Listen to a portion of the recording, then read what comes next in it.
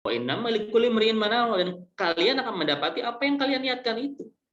Ya. Kalau niatnya benar, insya Allah akan benar juga. Baik, kita akan menelaah sesuai dengan Quran dan Sunnah apa sih keutamaan menuntut ilmu. Yang pertama teman-teman semua, menuntut ilmu itu hukumnya wajib. Ini yang antum harus sadari, wahai para mahasiswa mahasiswi, menuntut ilmu itu hukumnya wajib dan tidak terfokus pada ilmu agama. Ini lebih kepada ilmu yang baik dan bermanfaat. Hadisnya thalabul ilmi fardhatun ala kulli muslimin wa muslimat. Yang antum semua sudah hafal di sini insyaallah. Talabul ilmi fardhatun ala kulli muslimin wa muslimatin. Bahwa menuntut ilmu itu hukumnya wajib. Sifatnya fardunya fardu ain, bukan fardu kifayah ya. Antum pasti tahu ya bedanya apa ya. Kalau fardu kifayah, antum ada kewajiban, satu orang sudah melaksanakan, sebagian sudah melaksanakan, maka yang lain gugur. Contoh, di komplek atau di tempat antum ada yang meninggal dunia, sebagian masyarakat sudah mensolatkan, maka gugur kewajiban menyolatkan jenazah tersebut. Itu namanya fardu kifayah. Tapi tidak dengan menuntut ilmu, karena menuntut ilmu itu hukumnya wajib, sifatnya fardu ain. Jadi kewajiban yang melekat pada individu. Antum sekarang kuliah, menggugurkan kewajiban sebagai penuntut ilmu. Walaupun menuntut ilmu tidak hanya di kuliahan, tidak hanya di bangku sekolah, di mana saja, di majelis taklim, di pengajian, bahkan di bawah pohon, ya.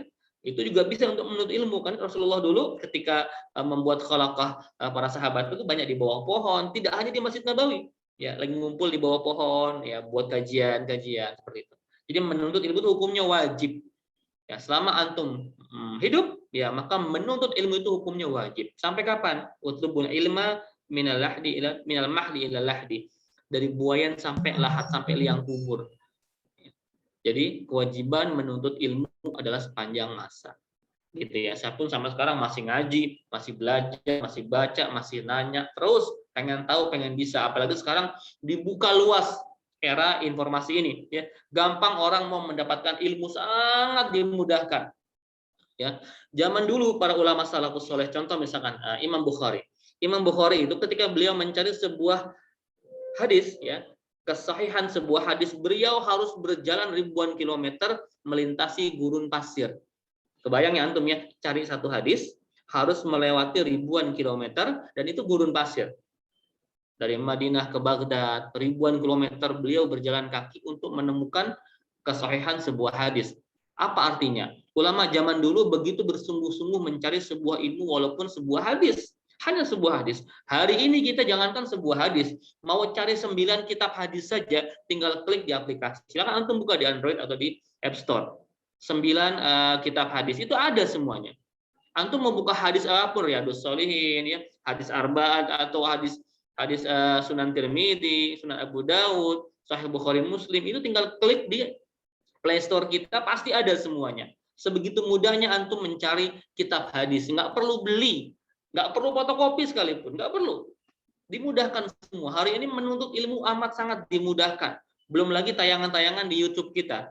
Ya, antum kalau mau cari ustadz siapapun nggak usah ke kajiannya sebenarnya, tinggal ikut majelis taklim online aja ya, di Al-Yutubiah namanya. Ya, Al-Yutubiah, antum mau suka ustadz siapa? Ustadz Abdul Somad, tinggal dicari. Mau cari Gus Baha, tinggal dicari. Ustadz Adi Hidayat, tinggal dicari. Mau cari saya, tinggal diklik, ada semua. Ya, ada semua tanpa harus menghadiri kajiannya. Intinya bukan kepada sarananya, tapi kepada kemauan dirinya. Mau nggak ngaji, mau nggak menuntut ilmu. Ya, termasuk dari ilmu dunia juga teman-teman semua. Ya, menuntut ilmu dunia termasuk sekarang ini teman-teman di Fakultas Pendidikan Ilmu Olahraga, ya, itu juga bagian dari keilmuan kan. Artinya apa? Bahwa antum semua jangan pernah menganggap menuntut ilmu di luar ilmu agama itu bukan sebuah ibadah, teman-teman. Itu ibadah juga ya. Ya, menuntut ilmu yang lain asal itu bermanfaat itu adalah ilmu yang ibadah. Yang penting bukan ilmu hitam, ilmu sihir, magic, ya. Ustadz gimana cara untuk memelet cewek gitu, itu haram teman-teman semua. Ustadz bagaimana caranya untuk penglaris, haram. Ustadz bagaimana, itu gitu nggak boleh ya, ilmu-ilmu yang sesat gitu ya. Makanya doanya setelah kita sholat apa? Allahumma inna na'udzubika min ilmin la yanfa. Ya Allah, kami berlindung kepada Engkau ya Allah dari ilmu yang tak manfaat. Teman-teman semua, ada ilmu yang tak manfaat. Mohon maaf ya, banyak di antara kita yang senang tuh sama ilmu gitu, ya, ilmu magic, ilmu hitam, ilmu ilmu kebal, dan segala macam ilmu-ilmu yang nggak ada faedahnya. Hati-hati ya. Jadi yang pertama teman-teman semua silakan ditulis bahwa menuntut ilmu itu hukumnya wajib dan itu ibadah. Ibadah. Jangan salah motivasi. Yang kedua teman-teman semua, ya. Allah meninggikan derajat orang-orang yang beriman dan berilmu. Nah, ini penting banget ini ya. Allah meninggikan derajat orang-orang yang beriman dan berilmu. Di surah Al-Mujadalah ayat 11. A'udzubillahi minasyaitonir rajim. Yarfa'illahu alladziina aamanu minkum walladziina utul ilma darajat. Ya.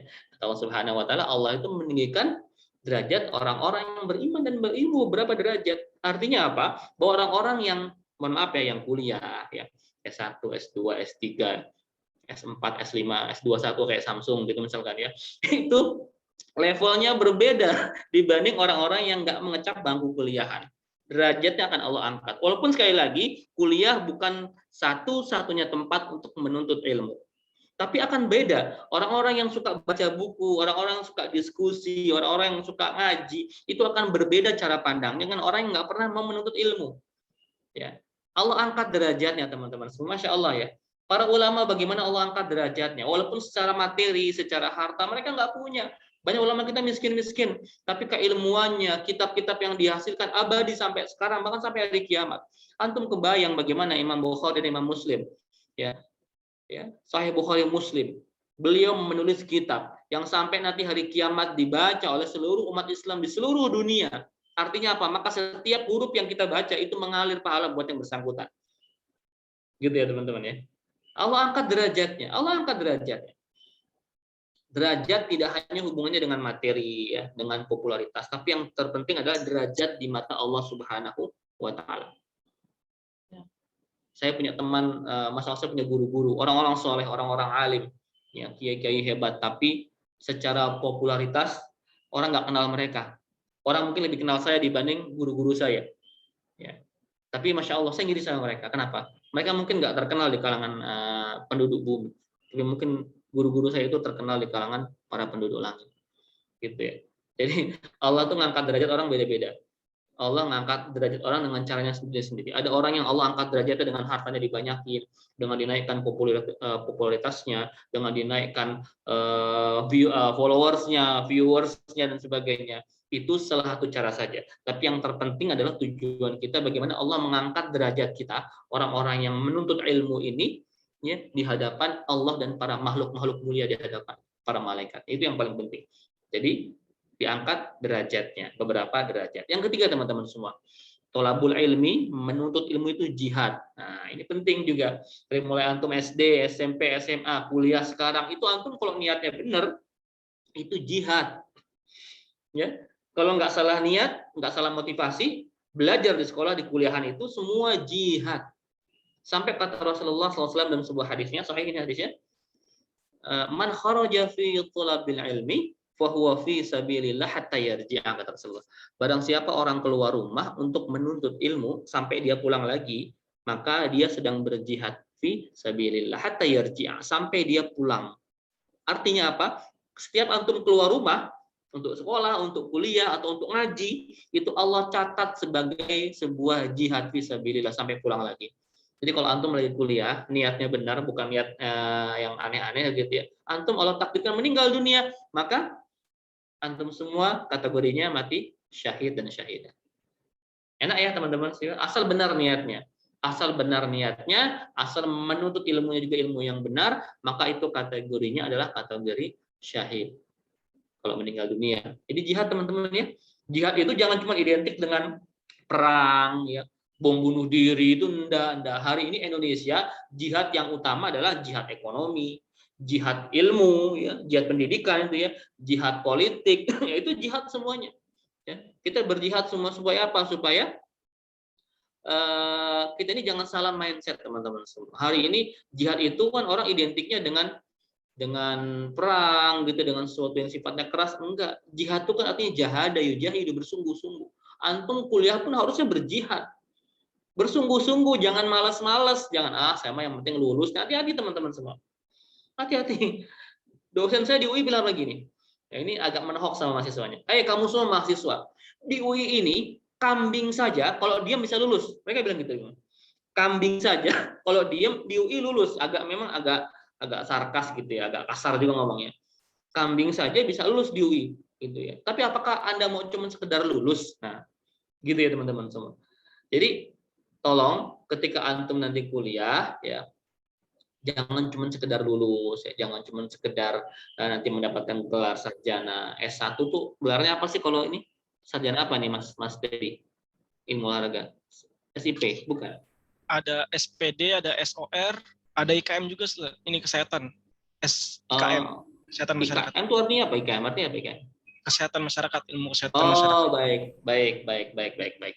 Oke ya, apapun SS yang antum dapatkan gitu, itu jangan menjadi tujuan utama sebenarnya.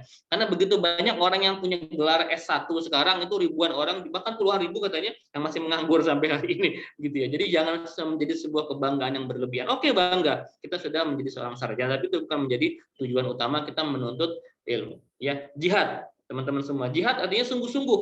Jangan asal-asal. Jangan niat 1 koma teman-teman semua ya. Cari nilai yang baik lah. Ya, dapatkan sebanyak mungkin pengalaman ilmu di masa perkuliahan. Ya, saya kalau bisa flashback, saya pengen ngulang jadi mahasiswa lagi. Dulu saya bandel masalahnya, jarang masuk, jarang apa, seringnya absen, sukanya demo gitu sama teman-teman kampus. Saya pengen ngulang itu ya. Jadi teman-teman semua jihad ya, bersungguh-sungguh dalam menuntut ilmu. Yang keempat teman-teman semua, tanda Allah mencintai seorang hamba adalah dia diberikan kefakihan dalam ilmu. Wabil khusus ilmu agama. Kata Rasulullah SAW, "Mayyurillahu bihi khairan yufaqihu fiddin." Barang siapa Allah menghendaki kebaikan kepada seorang hambanya, maka akan difaqihkan dalam ilmu agama, terutama ilmu agama. Tapi tidak juga menutup kemungkinan ilmu-ilmu yang lain yang bermanfaat. Jadi kalau Allah tuh sayang sama hambanya, maka hamba itu akan diberikan ilmu yang banyak, gitu ya. Ilmu yang banyak, bukan harta yang banyak, tapi ilmu yang banyak, ilmu yang bermanfaat. Selanjutnya, nomor 5, ini keutamaan dari talabul ilmi ya, bisa meringankan langkah kita menuju surga, masya Allah. Man salaka tariqan yaltamisu fihi ilman sahalallahu lahu bihi tariqan ilal jannah, kata Rasulullah. Barang siapa meringankan langkahnya ke sebuah tempat ilmu, majlis ilmu, maka Allah ringankan langkah baginya menuju surga. Teman-teman semua yang jalan dari rumah ke kampus misalkan, atau naik mobil, naik motor sampai kampusnya, maka setiap langkah itu Allah catat sebagai langkah menuju surga. Ilmunya ilmu yang baik, ilmu yang bermanfaat, wabil khusus ilmu agama. Ya, antum ngaji, antum kemana itu walaupun jauh jaraknya, setiap langkah yang antum lakukan maka akan meringankan langkah menuju surga. Gitu ya. Selanjutnya teman-teman semua, ilmu mendatangkan kebahagiaan. Sakinah, rahmah, dinaungi malaikat. Kata Rasulullah dalam sebuah hadisnya Bukhari Muslim, "Majtama'a qaumin fi baitin min buyutillah yatsluna kitaballah wa yatadarasunahu bainahum." Barang siapa ada sebuah kaum, sebuah komunitas, sebuah kelompok berkumpul di rumahnya Allah, mempelajari, membaca kitab Allah, mempelajari ilmunya Allah Subhanahu wa taala yang baik-baik tentunya. Ya, maka apa yang akan dia hasilkan? Illa nazarat alaihimus sakinah, tidak akan diturunkan kepada orang tersebut kecuali sakinah. Jadi orang-orang yang suka ngaji, suka menuntut ilmu itu akan dapat sakinah. Wa ghasiyatuhumur rahmah, Allah tabur-taburkan rahmat. Wa haffathumul malaikah, Allah naungkan sayap-sayap.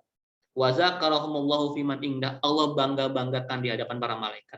Artinya orang-orang yang suka menuntut ilmu itu dengan motivasi yang benar, maka Allah berikan dia sakinah, kebahagiaan, Allah taburkan rahmat, kasih sayang, Allah naungi sayap malaikat, dan Allah sebut-sebut, Allah bangga-banggakan dia di hadapan para malaikatnya.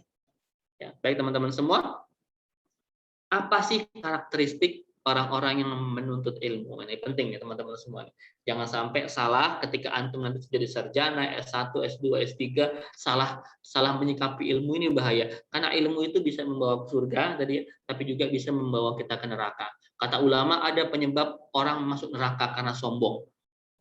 Ya, ada 4 orang bisa sombong sehingga dia masuk neraka. La yadkhulul jannah man kana fi qalbihi mithqala habatin min khardalin min kibar, kata Rasulullah. Tidak akan masuk surga orang yang dalam hatinya ada setitik perasaan sombong walaupun sebesar zarah. Ya.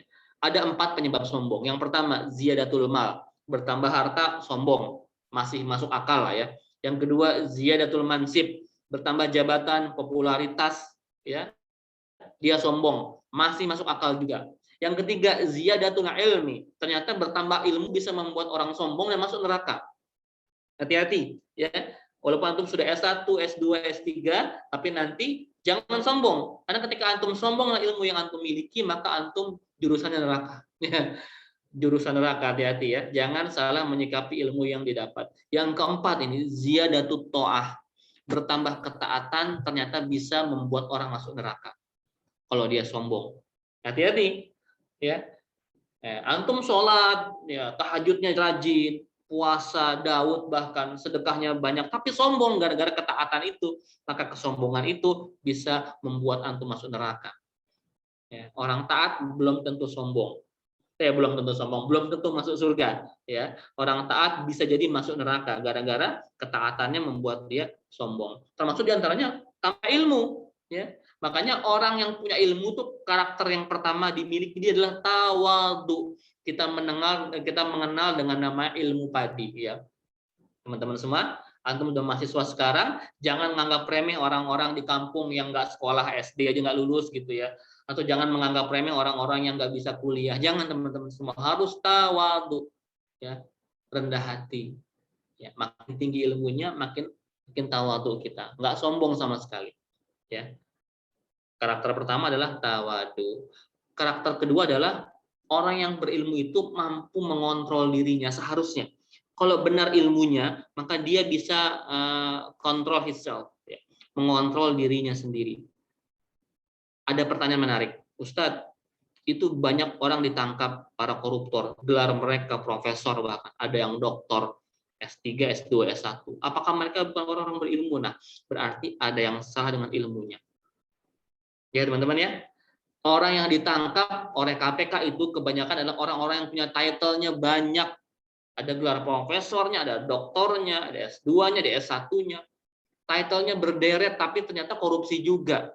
Artinya apa? Ilmu yang dia cari dari mulai kecil SD sampai dengan S3 itu nggak ada manfaatnya. Karena nggak bisa membuatnya mengontrol dirinya. Tidak bisa, namanya mujahadatun li nafsih. Tidak bisa mengontrol hawa nafsunya. Nggak ada gunanya kalau antum ilmunya tinggi, tapi nggak bisa kontrol nafsunya, syahwatnya, dan sebagainya. Jadi karakteristik orang yang punya ilmu yang benar mampu menjaga dirinya, mengontrol hawa nafsunya. Selanjutnya, karakter orang yang berilmu tidak mudah memvonis orang lain. Nah, gitu ya, tidak mudah menjudge orang lain. Ya, kita kenal don't judge the book with its covers, gitu ya. Jangan menilai sebuah buku dari cover, dari sampulnya. Artinya apa? Ketika kita sudah dapat ilmu, nggak sembarangan kita menilai orang lain.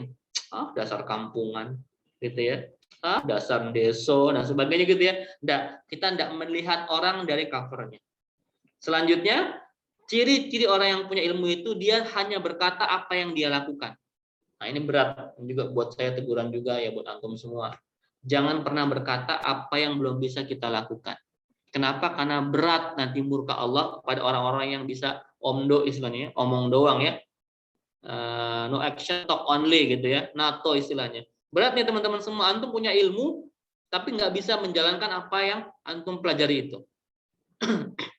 Kata Allah Subhanahu wa taala di surah As-Saff, "A'udzubillahi minasyaitonir rajim, ya ayyuhalladzina amanu lima taquluna ma la taf'alun." Wahai orang beriman, kenapa engkau bicara apa yang tidak kamu kerjakan? Kabura maqtan indallah an taqulu ma la taf'alun. Besar kemurkaan bagi Allah bagi orang-orang yang hanya bisa bicara tapi tidak bisa melaksanakan. Karakter orang yang baik ilmunya adalah dia hanya bicara apa yang telah dia lakukan.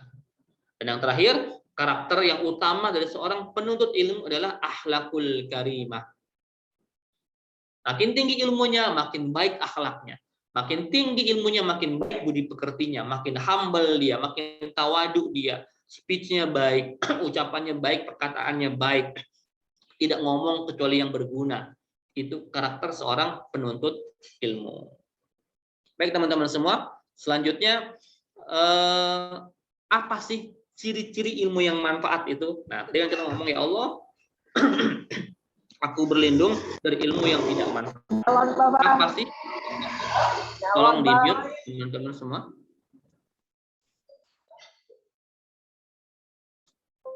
Oke, saya ulangi. Apa sih karakter ilmu yang manfaat itu? Yang pertama adalah ilmu yang menambah rasa takut kita kepada Allah Subhanahu wa taala.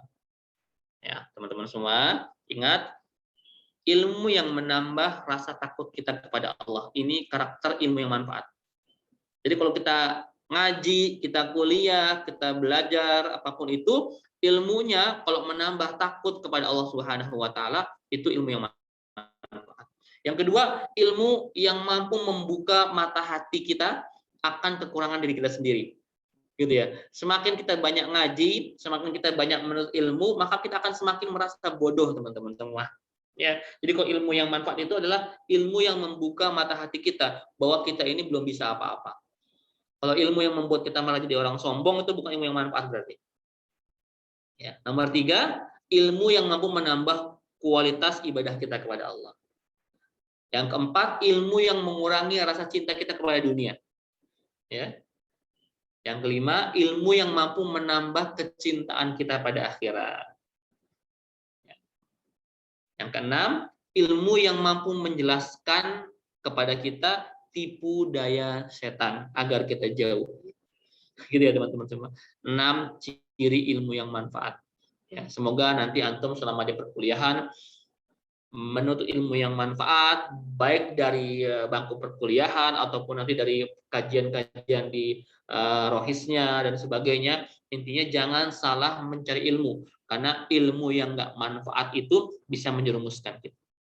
Nah, teman-teman semua, bicara tentang ilmuwan-ilmuwan muslim yang punya pengaruh besar terhadap dunia ini, Masya Allah ya, kita ini nggak kekurangan teman-teman ya.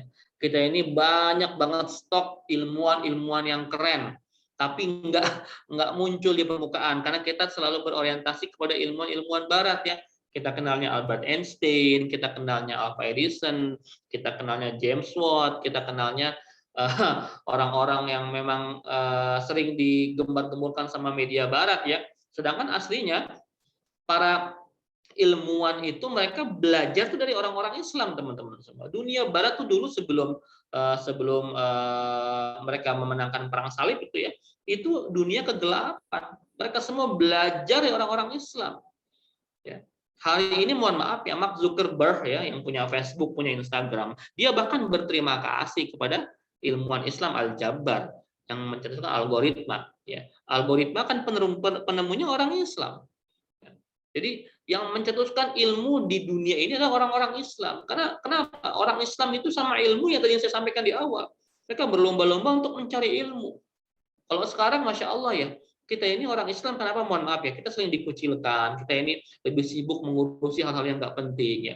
Orang Islam lebih sibuk ngurusin perbedaan furu'iyah ya, yang kunut yang nggak kunut begitu ya, yang maulid yang nggak maulid, yang tahlil yang nggak tahlil. Lebih sibuk ngurus yang kayak begitu. Akhirnya kita lupa untuk mencari ilmu yang sesungguhnya. Begitu banyak orang-orang di dunia ini yang terinspirasi oleh Islam.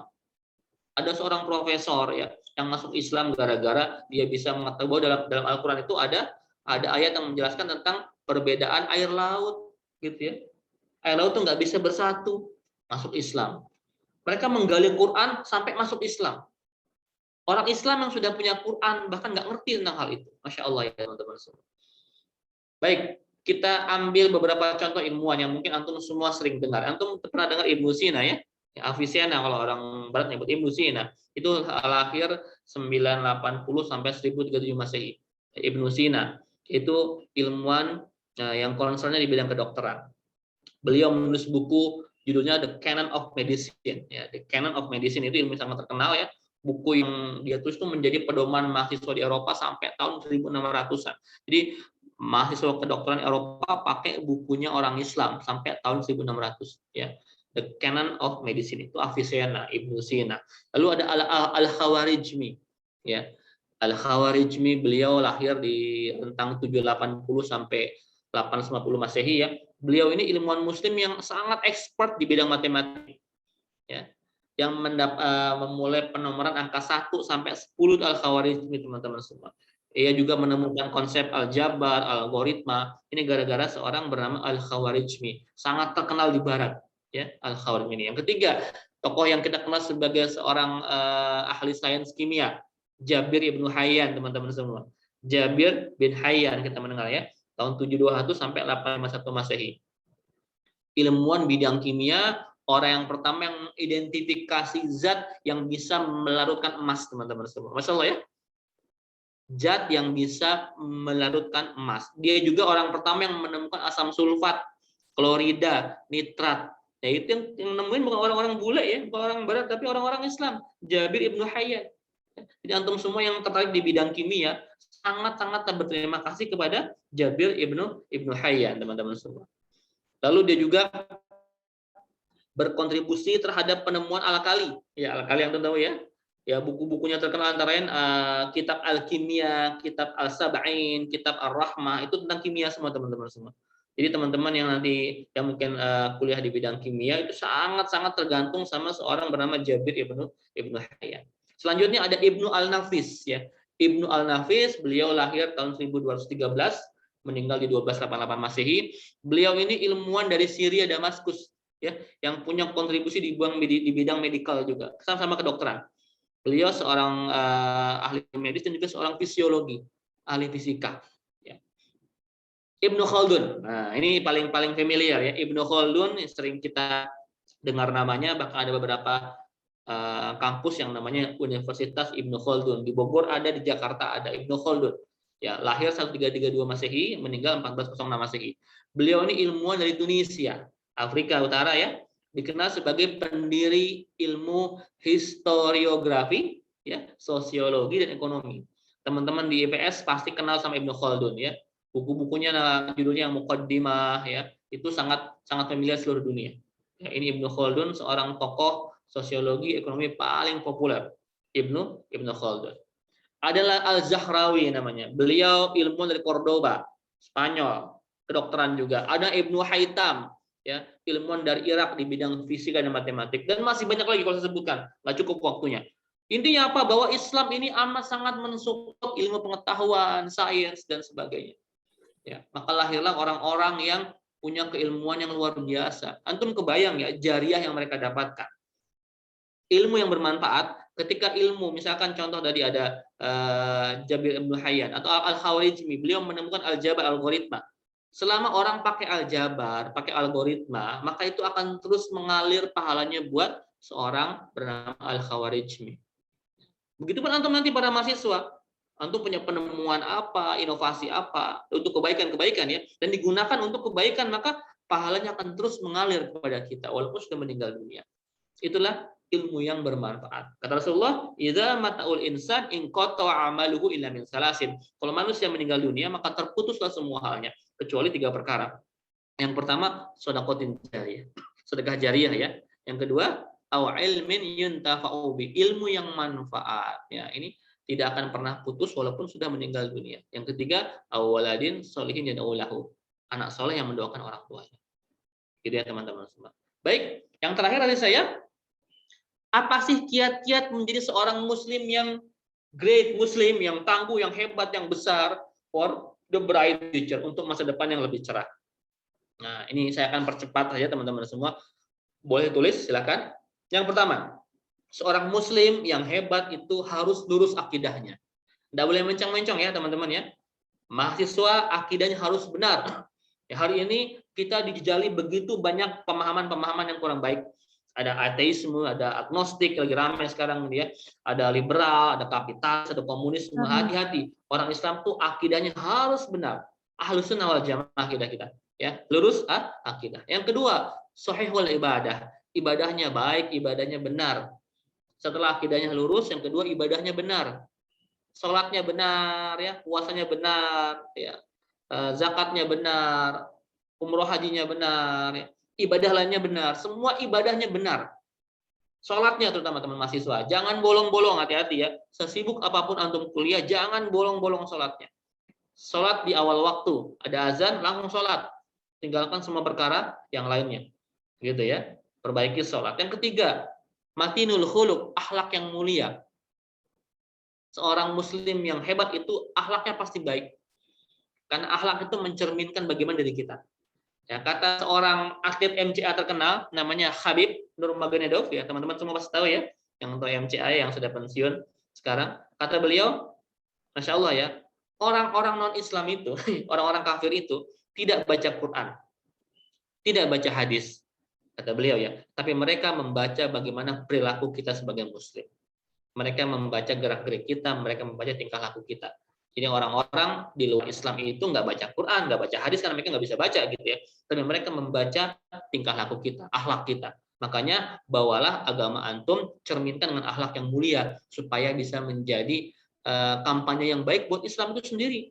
Yang orang Islam itu identiknya dengan kejahatan, kekerasan, terorisme, kriminal dan sebagainya. Ya. Jadi orang Islam yang baik akhlaknya. Yang keempat, qawiyul jismi.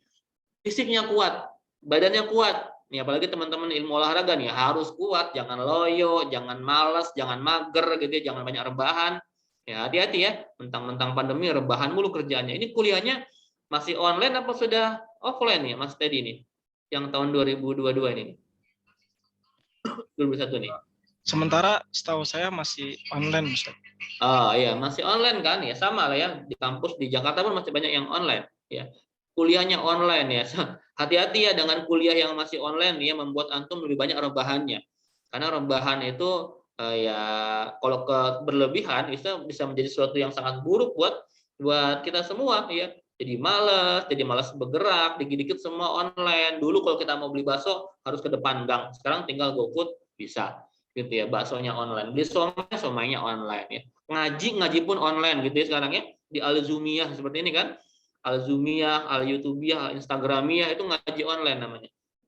Jangan-jangan ntar cari jodoh pun online gitu ya. Nikah online ya, ntar anaknya di-download begitu ya. Jadi semuanya serba online teman-teman semua. Hati-hati ya, jangan gara-gara online membuat antum menjadi mager, malas gerak. Nanti fisiknya makin besar, overweight ya. Anak-anak olahraga harus fit ya, harus bagus fisiknya. Kenapa? Ini pun bagian dari syarat seseorang yang akan menjadi great Muslim ya. Kuat fisiknya, nggak sakit-sakitan, nggak lemah. Olahraga teman-teman semua ya. Nomor 5, mujahadatun li nafsi.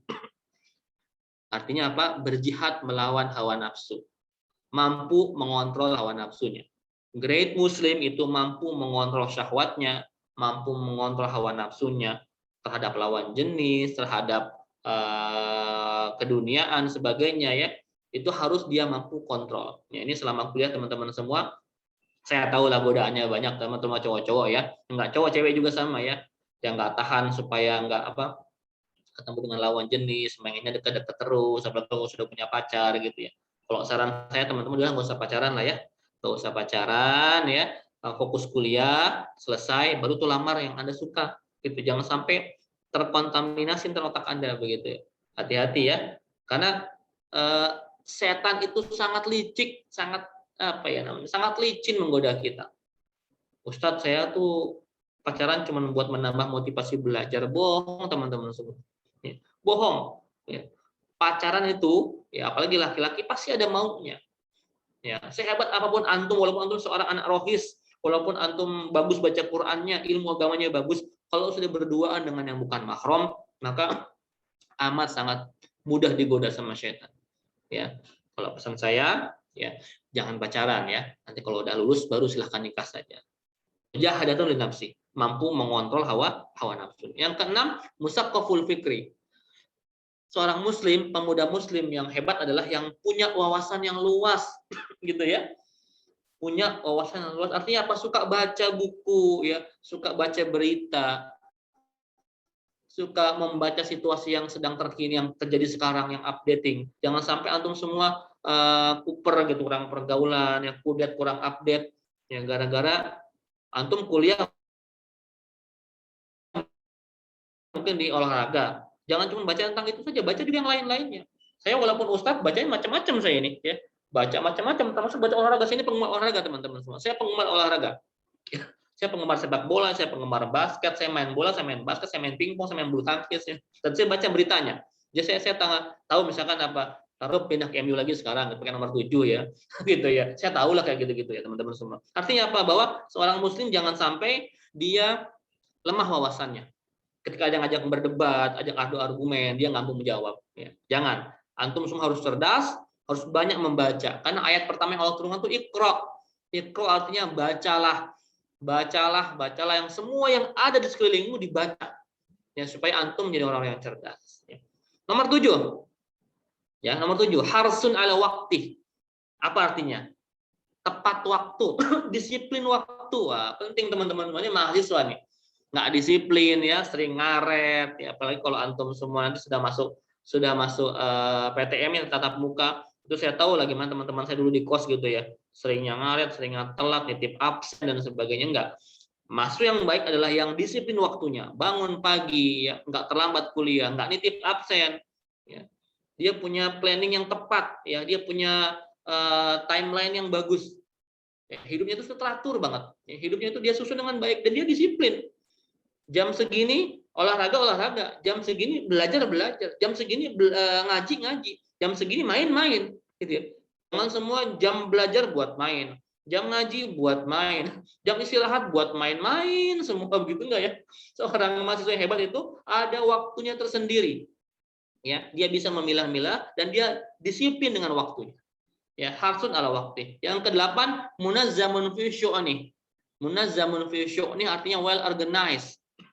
Mampu mengatur, mampu menyiapkan dengan baik. Ya, well prepare, well organized. Dia mampu menyiapkan semua. Dia bisa memprioritaskan mana yang perlu dulu, mana yang nggak perlu dulu. Dia mampu membuat sebuah pengaturan yang baik. Yang ke-9, qadirun ala kasbi. Mandiri secara finansial. Nah, itu nanti ya setelah antum selesai kuliah ya. Yang terakhir, nafiun li ghairihi, bermanfaat untuk orang lain. Itulah 10 ciri-ciri atau kiat-kiat menjadi seorang great Muslim for the bright future ya. Semoga Allah Subhanahu wa taala memudahkan kita semua menjadi seorang yang great Muslim, apalagi antum semua para mahasiswa yang masa depannya masih panjang. Jangan sia-siakan kesempatan antum semua menjadi mahasiswa, karena tidak semua orang bisa menjadi mahasiswa di Indonesia ini. Begitu banyak orang yang nggak bisa kuliah gara-gara nggak ada biaya. Jangankan kuliah, kadang-kadang sekolah dasar pun mereka nggak lulus dan sebagainya. Antum semua diberikan kesempatan yang baik ini, maka manfaatkanlah sebaik mungkin kesempatan berkuliah di UNES ini, dan semoga antum mendapatkan ilmu yang bermanfaat ya.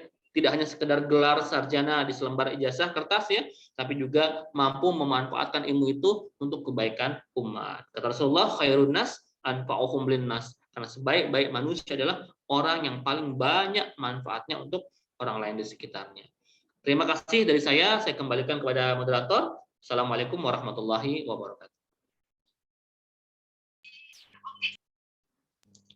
Waalaikumsalam warahmatullahi wabarakatuh. Terima kasih banyak Ustadz Hilmi atas penyampaiannya, sangat luar biasa, gamblang ya teman-teman.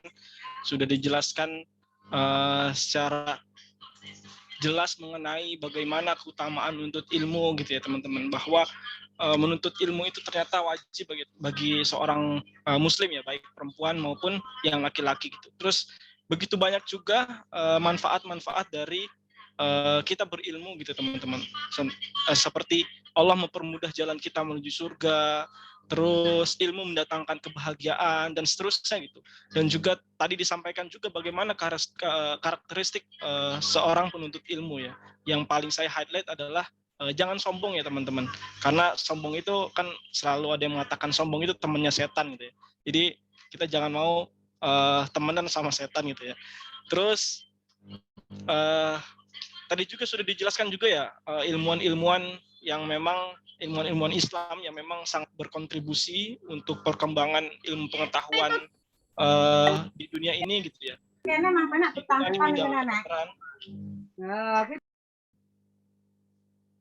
Ya, selanjutnya ada Al-Khawarizmi gitu ya, di bidang matematika, dan masih banyak yang lainnya gitu teman-teman.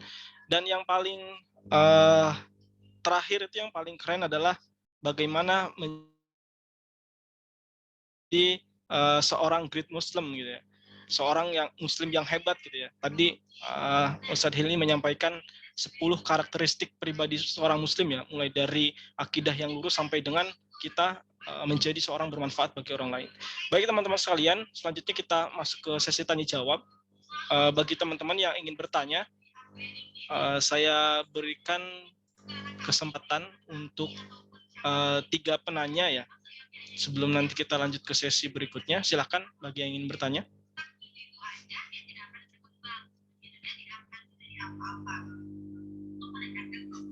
Silahkan, ada yang ingin bertanya?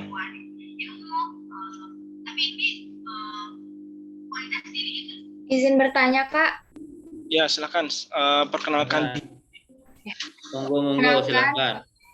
Perkenalkan, nama saya Farah Amelia dari Prodi Kesehatan Masyarakat. Ingin bertanya, sebagaimana yang sudah dijelaskan dan disampaikan Ustadz tadi, bahwasannya di zaman sekarang banyaknya sarana untuk menuntut ilmu. Namun yang menjadi tantangan kini generasi sekarang bisa dibilang generasi rebahan gitu. Bagaimana kira-kira tipsnya agar bisa mengontrol diri? Ya, terima kasih Ustadz. Baik. Agar bisa mengontrol diri ya. Apalagi mohon maaf ya, kita hari ini kan antum semua generasi Y ya. Tahun kelahiran tahun 9 berapa nih, Mbak? Mbak Farah. Tahun berapa kelahirannya? Saya 2002. Oh, kelahiran 2002 ya. Berarti sudah generasi Z ini teman-teman semua ya. Kalau saya sebelum saya masuk ya, generasi X itu 80 sampai tahun 30 sampai 80. Kelahiran generasi X ya, 30 sampai 80. Generasi Y, generasi milenial itu 80 sampai 95. Generasi Z ini adalah generasi yang lahir dari tahun 95 sampai 2010. Artinya Mbak Farah ini generasi Z, generasi yang sangat tergantung dengan gadget ya. Generasi yang sangat adiktif sama yang namanya gadget, HP, laptop dan sebagainya. Ditunjang sekarang sedang pandemi, sekolahnya online, kuliahnya online, maka terciptalah sebuah generasi baru yang bukan generasi X, Y, Z, generasi rebahan namanya. Generasi yang banyak rebahan, gajinya rebahan, kajiannya rebahan, kuliahnya rebahan. Bagaimana caranya? Nah, teman-teman semua, saya tahu godaan HP itu dahsyat ya. Ada cowok-cowok mungkin suka main game, yang gak hanya cowok ya, yang cewek juga ya, suka main Mobile Legend, main PUBG, main Free Fire, main PES dan sebagainya. Atau kalau mbak-mbak sukanya mungkin TikTokan gitu ya, atau Instagraman kepoin mantan gitu. Itu kan godaan banget teman-teman semua, godaan banget. Akhirnya kalau kuliahnya kuliah pakai gadget, kadang-kadang kuliahnya matanya satu ke laptop sedang Zoom, tapi mata yang lainnya sedang kepoin Instagram orang. Bagaimana supaya kita bisa kontrol? Satu, saya sarankan ketika antum kuliah, antum fokus jangan membuka aplikasi yang lain. Nah, saya sampaikan ya teman-teman. Saya pun demikian kalau saya ngaji begini, antum jangan nyambi. Ya, satu layar dia nge-zoom, satu layar lagi dia main game online. Saya nggak suka seperti itu. Kenapa? Kita harus serius. Disiplin itu bagian dari disiplin tadi. Jangan sampai kita kuliah, tapi hati kita atau otak kita terbelah kepada yang lain. Akhirnya malah nggak efektif teman-teman semua. Ya. Seboring apapun mata kuliahnya atau sekiller apapun dosennya gitu ya, jangan antum itu atau antuna jangan coba-coba untuk nggak serius deh, karena salah satu syarat ilmu menjadi berkah bagi kehidupan kita adalah serius ketika menyimak ilmu ya, serius ketika menyimak apapun itu. Imam Syafi'i radhiyallahu an, Imam Syafi'i rahimahullah, beliau itu mohon maaf ya Mbak Farah ya, Imam Syafi'i pernah mendapatkan sebuah ilmu ya, ilmu ya, dan dia mendapatkan ilmu itu sampai 1000 kali ya, mendengar sebuah kajian ilmu yang sama sampai 1000 kali. Yang nomor 1 dia excited, yang nomor 1000 pun dia masih excited. Kebayang ya, Imam Syafi'i mendapatkan 1000 kali ilmu yang sama tetap excited. Kita kadang-kadang kan udah tahu, udah pernah, boring gitu ya, itu kita jadi nggak berkah ilmunya. Imam Syafi'i satu hal yang sama dia dapatkan sampai 1000 kali, maka dia tetap excited. Itulah ilmu. Ketika kita excited, kita sangat sangat menyenangkan ya, mendapatkan ilmu itu kita sangat bergairah begitu ya, maka ilmu itu akan masuk dalam hati kita. Jangan nggak serius ya, jangan main-main. Ya, disiplin supaya antum maksimal ilmunya. Yang kedua, kalau menurut saya ya, kalau antum memang nggak kuat sama beberapa aplikasi godaan, mendingan nggak usah pakai HP. Ya, HP singkirin dulu, matikan HP-nya, fokus di laptop. Atau kalau tetap nggak kuat juga di uninstall, ya, di uninstall aja aplikasi yang mengganggu, bisa kan? Sesekali udahlah, nggak usah Instagraman dulu, nggak usah TikTokan dulu kalau memang kuat begitu ya. Jadi kita ini menggunakan sosial media hanya untuk hal-hal yang manfaat. Begitupun game online, main game itu saya nggak mengharamkan, boleh silakan main game. Yang jadi haram itu ketika antum main game lupa sholat. Main game lupa ibadah, main game malah jadi merusak kuliahnya, jadi nggak boleh itu. Main game untuk hiburan boleh, untuk refreshing boleh, tapi jangan menjadikan itu yang utama. Ya, mahasiswa harus bisa membagi diri, munazzamun fi syu'nih namanya tadi, well organized, diatur dengan baik kapan waktunya kuliah, kapan waktunya olahraga, kapan waktunya makan, kapan waktunya main, kapan waktunya istirahat. Jangan waktunya istirahat tidur Anda main game, ya. Jangan waktunya Anda kuliah Anda main game. Nah, jadi kita semua harus punya pengaturan jadwal yang baik supaya disiplin. Begitu Mbak Farah, terima kasih. Terima kasih, Silakan. Ustaz. J, sama-sama, sami-sami. Monggo dilanjut Mas Teddy.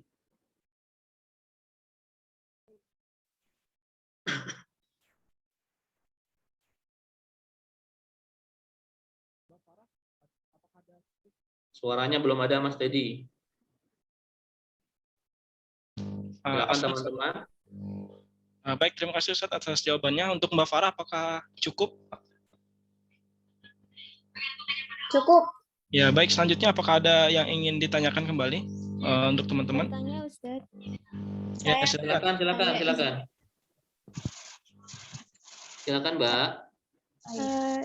Izin bertanya. Perkenalkan, saya Zinda Moidatul Awaliyah dari Prodi Kesehatan Masyarakat. Baik. Begini, Ted. Bagaimana cara kita mengingatkan seseorang, sedangkan kita dilema bahwa apakah orang tersebut akan marah atau tidak, dan sebaiknya kita bakal tetap memberitahukan kesalahan tersebut walaupun Ya. orang itu marah, atau bagaimana Ustadz? Terima kasih. Ya, baik teman-teman semua. Ketika kita mendapati teman kita sedang ada kesalahan, maka yang pertama, teman yang baik adalah teman yang mengingatkan, bukan mendiamkan. Ya. Teman yang baik adalah teman yang mengingatkan temannya ketika salah, bukan mendiamkan. Saya nggak enak tapi dia malah marah, dia malah benci sama aku. Nah, jangan begitu, tetap ingatkan. Nah, cara mengingatkannya dengan cara yang baik, di waktu yang tepat, dan saat dia sedang moodnya baik. Saya suka bilang gini teman-teman, kalau ingin ngasih tahu orang, jangan nasihat terbuka. Ajak baik-baik, yuk, sis, kita nanti makan bakso yuk, di warung itu ada bakso yang enak. Makan bakso dulu gitu ya. Ditraktir sama si mbaknya, traktir sama Mbak Zinda, traktir saja. Setelah kenyang, setelah enak, moodnya senang, habis ditraktir, baru sampaikan. Mbak, begini loh, bla bla bla bla bla bla. Dia nerima, Mbak. Karena moodnya sedang bagus, sedang senang hatinya habis ditraktir makan bakso, gitu ya. Jadi itu cara menegur yang baik. Kadang di antara kita banyak menegur teman kita itu dengan cara yang salah. Sudah caranya salah, tempatnya salah, waktunya salah, sehingga yang terjadi teman kita malah benci sama kita. Walaupun tujuan kita baik, pengen merubah dia ada kesalahan, gitu ya. Kan kewajiban kita sayang sama dia. Jangan sampai dia terus dalam kesalahan, gitu kan. Kita pengen ingatin dia. Tapi cara mengingatkan dia nggak tepat, Mbak. Jadi teman-teman semua, kalau mau nasihatin temennya, cari momen yang pas, lagi dia good mood, ya jangan lagi bad mood. Ya kalau cewek apalagi lagi PMS, jangan dinasihatin tuh. Ya percuma, nggak masuk gitu ya. Cari waktu yang tepat supaya nasihat kita masuk. Begitu ya, Mbak Zinda, terima kasih. Ya, baik. Terima kasih. Untuk Mbak Zinda, bagaimana? Apakah sudah terjawab? Sudah. Terima kasih, Ustadz. Sama-sama, Mbak Zinda. Ya, baik teman-teman. Satu lagi ya, karena kita mengingat waktu, akan ada pembicara selanjutnya. Satu penanya lagi yang ingin bertanya. Kak, saya izin bertanya. Ya, silakan Desa. Saya Salma Cinta Marsyanti dari Prodi Gizi. Ustadz, mohon maaf sebelumnya. Tadi kan 4 penyebab sombong: bertambah harta, bertambah pangkat, bertambah ilmu. Nah, saya ketinggalan satu lagi. Oh, J, siap. Mbak Salma. Iya, sama bagaimana caranya agar tidak sombong karena bertambah ilmu. Terima kasih, Ustaz. Baik.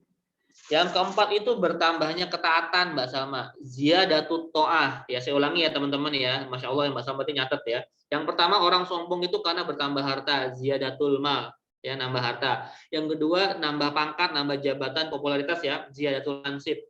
Ya, yang ketiga, ziyadatul ilmi, nambah ilmu. Sombong dia bisa.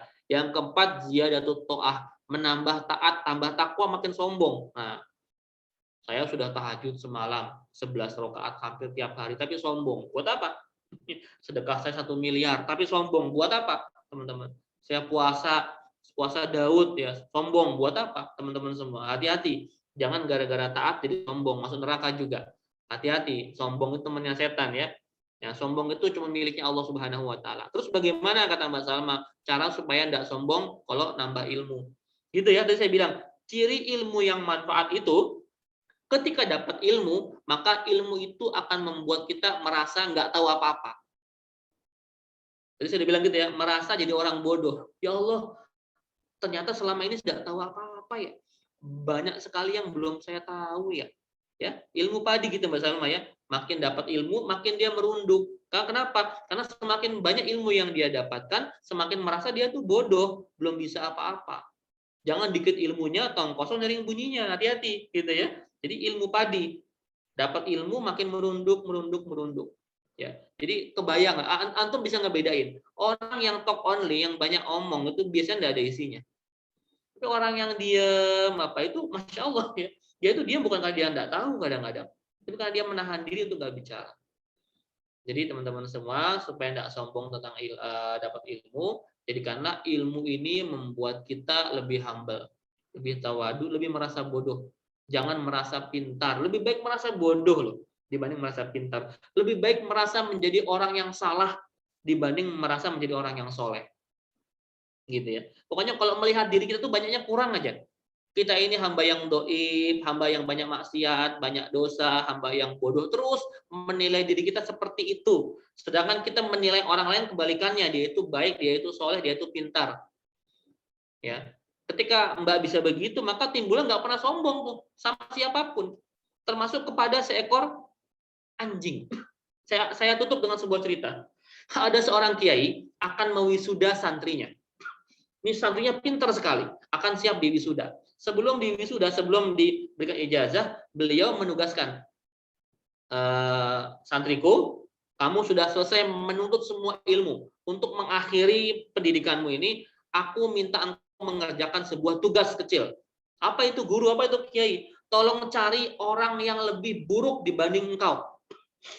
Gitu ya. Tolong cari orang yang lebih jahat, lebih buruk dibanding engkau. Tolong cari makhluk lah. Tolong cari makhluk yang lebih buruk dibanding engkau. Gampang itu guru. Gampang. Ya sudah, dia pulang, dia keluar, ya, dia berjalan. Dia pertama ketemu dengan seorang preman. Ini pasti lebih buruk dari karena preman, jahat, dia penjahat. Tapi dia berpikir, nanti kalau dia taubatnya diterima, sedangkan aku nggak taubat, dia tidak lebih buruk dibanding aku preman itu. Kedua, dia bertemu dengan seorang anak kecil. Ya. Ini anak kecil nih. Ini anak kecil ini pasti belum banyak amalnya nih, belum banyak hafalan Qur'annya, belum banyak ilmunya. Aku lebih baik dibanding dia. Dia berpikir, ini anak kecil walaupun belum bisa apa-apa, belum ada ilmunya, tapi dia nggak banyak dosa seperti aku. Aku nggak lebih baik dibanding dia. Ya. Akhirnya dia ketemu sama seekor anjing.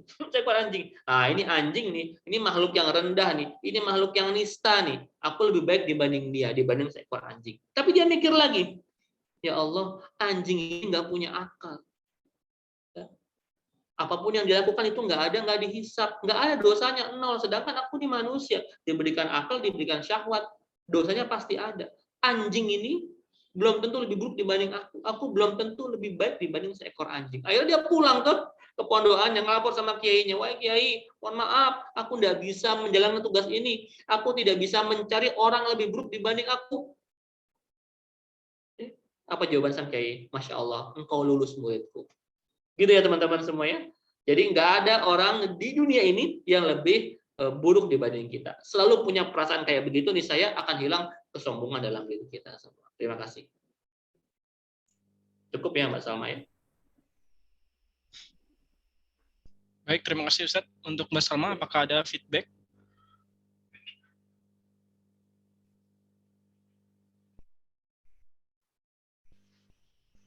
Ya, sepertinya. Makasih Ustaz. Sama-sama Mbak Maaf Salma. sinyal saya. Hati-hati matur suwun. Baik, Cukup ya Mas alhamdulillah. Teddy ya. Ya, Untuk yang terakhir, barangkali Ustadz, closing statement dan juga motivasi untuk kita semua, Ustadz. Baik teman-teman semua di UNES ya, teman mahasiswa baru di UNES, Masya Allah, tabarakallah, antum semua diberikan Allah Subhanahu wa Ta'ala sebuah kesempatan untuk mengecap bangku perkuliahan, antum diberikan kesempatan menjadi seorang mahasiswa yang tidak dimiliki oleh semua orang, maka manfaatkanlah kesempatannya dengan sebaik mungkin, jangan sia-siakan yang Allah berikan ini, jangan kecewakan orang tua antum semua, berikan mereka kebanggaan, berikan mereka sebuah izzah, kemuliaan dengan antum menjadi seorang yang berilmu. Ya, karena ketika nanti antum berilmu, antum sukses, maka orang tua kita adalah orang yang paling bahagia. Ya, jadi cita-cita kita tadi ilmu itu ibadah, yang motivasi kedua ingin membahagiakan orang tua kita. Ya, tetap istiqomah, jangan gampang menyerah, jangan gampang tergoda oleh godaan dunia. Nanti mahasiswa itu godaannya berbeda banget sama di zaman sekolah kita dulu. Apalagi kalau sudah masuk PTM nanti ya, itu godaannya banyak, godaannya lawan jenis, godaan-godaan sesuatu yang sifatnya maksiat dan sebagainya, lewati itu semua. Antum semua waktunya untuk berjihad. Berjihad itu bersungguh-sungguh, ya. Capek memang, lelah iya, menyakitkan iya, tapi nanti hasilnya akan manis. Ya. Dunia ini tempat orang berjuang. Saya ulangi, dunia ini tempat kita berjuang, tempat kita bercapek-capek, berlelah-lelah, berkeringat, ya, bersakit-sakit, tapi nanti kita akan memetik buahnya yang manis. Amin ya robbal alamin. Demikian Mas Teddy, terima kasih. Alhamdulillahirrahmanirrahim. Terima kasih banyak untuk Ustadz Hilmi yang telah menyampaikan banyak begitu materi dan juga nasihat-nasihat kepada kita semua ya. Mudah-mudahan teman-teman, kita berharap apa yang beliau sampaikan itu bukan hanya sebatas sampai kepada catatan kita gitu. Bagaimana kita bisa menerapkan dalam kehidupan sehari-hari kayak gitu teman-teman. Mungkin terakhir Ustadz, kita foto bersama, request dari panitia untuk bisa didokumentasi. Silakan panitia yang bertugas untuk bisa mengambil gambar. Untuk teman-teman silakan hidupkan kameranya semua ya. Kita ambil foto bersama Ustadz Hilmi. Untuk panitia dipersilakan. Oke, saya pandu ya Kak. Untuk yang pertama, 1, 2, 3. Oke, slide selanjutnya. 1, 2, 3. Bisa ganti gaya juga teman-teman. Untuk slide kedua, 1, 2, 3.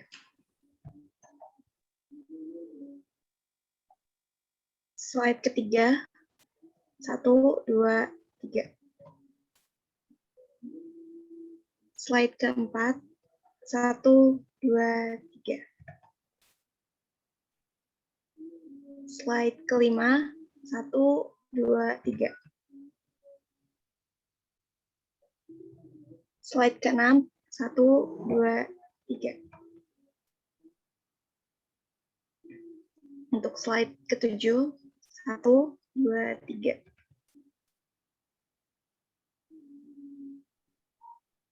Oke, sepertinya sampai 7 aja Kak, karena di slide selanjutnya tidak ada yang on cam. Ya baik, terima kasih. Barangkali teman-teman cukup sekian untuk sesi yang pertama ya. Tadi saya meng-highlight apa yang disampaikan oleh Ustadz Hilmi ya, mengenai bagaimana karakteristik atau pribadi kita menjadi seorang muslim yang hebat ya. Ada 10 tadi teman-teman yang perlu kita perdalam dan kita terapkan. Yang pertama tadi ada akidah yang lurus, bagaimana kita senantiasa mengesahkan Allah Subhanahu wa taala ya sebagai seorang muslim. Terus kita yang kedua adalah ibadah yang benar, sahihul ibadah. Ibadah yang benar itu sesuai dengan tuntunan Rasul ya. Kita pelajari bagaimana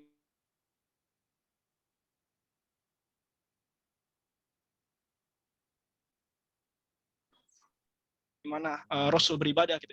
Saya menghimbau mari kita selesaikan urusan kita terhadap sholat 5 waktu gitu dengan sholat 5 waktu kita. Terus kalau misalnya sudah terbiasa ya kita terus perbanyak dengan sunnah-sunnah ya, duha, terus sholat tahajud, puasa Senin Kamis dan seterusnya gitu.